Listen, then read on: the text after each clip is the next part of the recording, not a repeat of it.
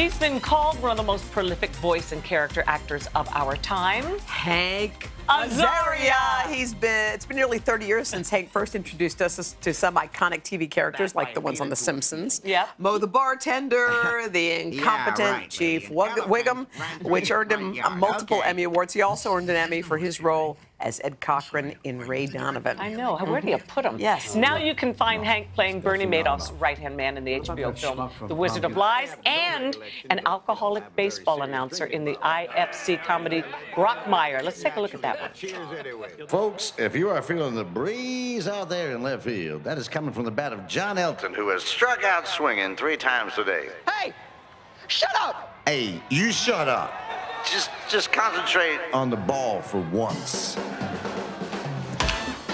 Oh, somebody just set that vacuum on blow.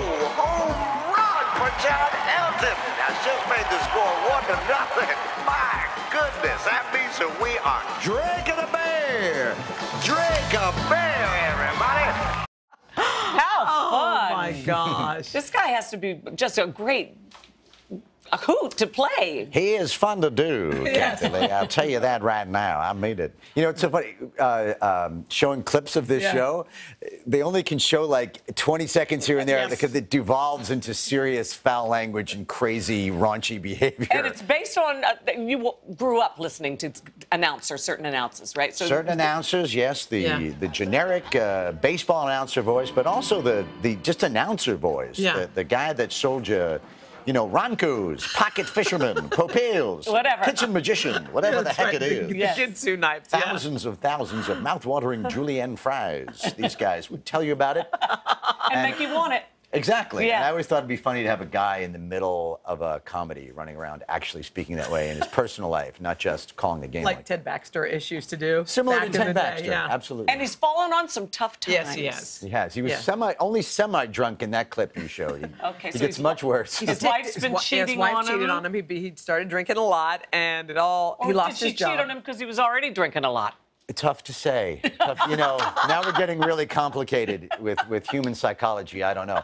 But the legend of this guy goes that he walked in on his wife before a ball game, went back to give his wife a gardenia on the anniversary, the first time he ever told her he loved her. Oh. And walked in on her having an orgy. You know, turns out she's a self-described sexual astronaut. And says so on her resume. He's the only woman he's ever been with up to that point in his life. So, and he flips out, as one might imagine. And he's trying to make it back in baseball. Wow. And he's got a little crush on Amanda Peet, right? He's got a rather big crush on Amanda Peet. Let's not call him little. It's big. We actually have your real life crush. We have your real life crush here. Oh yes. Should we point that out? Crushes. Your real life crushes here. Somewhere back your there. wife and son are Among here. that field of humanity.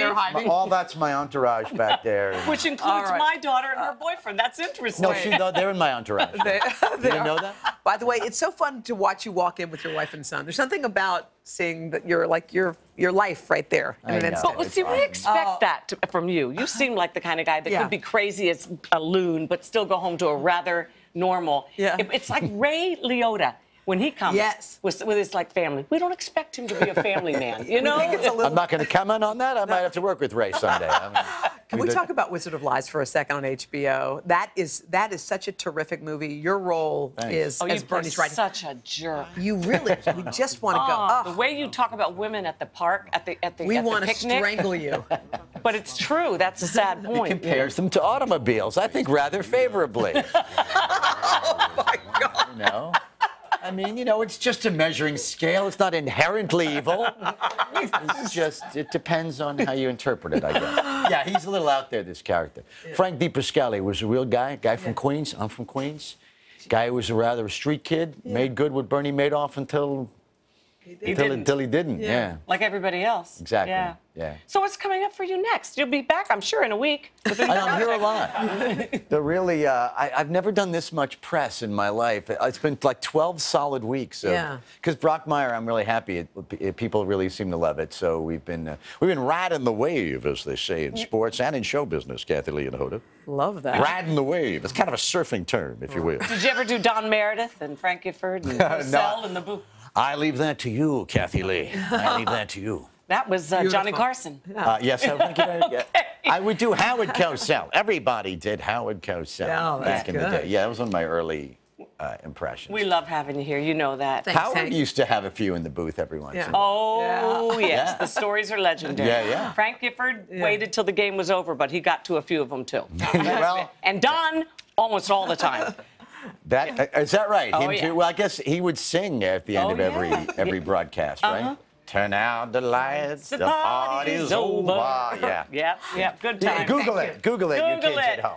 Episodes of Brockmire are available on demand and at IFC.com. And The Wizard of Lies is available on HBO Go and HBO Now. All righty. Great to see you. Thanks, Johnny. Hello, Today fans. Thanks for checking out our YouTube channel. Subscribe by clicking that button down there and click on any of the videos over here to watch the latest interviews, show highlights, and digital exclusives.